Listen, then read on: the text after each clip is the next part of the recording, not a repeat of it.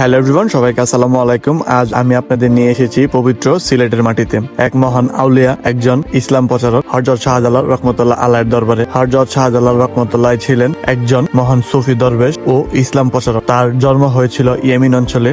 ইসলাম প্রচারের মহান উদ্দেশ্যে তিনি 360 জন আউলিয়া নিয়ে বাংলার দিকে রওনা হন। 1303 খ্রিস্টাব্দে সিলেট রাজা গৌরগোবিন্দ বিরুদ্ধে হযরত শাহজালাল রহমতুল্লাহ আলাইহি তার সঙ্গে ইসলামের ন্যায়ের পক্ষে যুদ্ধ করেন। এই যুদ্ধের পর সিলেট অঞ্চলে ইসলাম আলো ব্যাপকভাবে ছড়িয়ে পড়ে। হযরত শাহজালাল রহমতুল্লাহ আলাইহি শুধু একজন যোদ্ধাই নয়, তিনি ছিলেন আত্মশুদ্ধি, মানবতার ও ত্যাগের প্রতীক। তিনি মানুষকে ভালোবাসা, ধৈর্য ও আল্লাহর পথে চলার শিক্ষা দিয়েছেন। আজও দূর দূরান্ত থেকে মানুষ তার দরবারে জিয়ারত করতে আসেন, শান্তি ও আত্মার প্রশান্তি খুঁজে। এই দরবার শুধু একটি স্থান নয়, এটি বিশ্বাস, ইতিহাস ও আধ্যাত্মিকতার এক জীবন্ত নিদর্শন।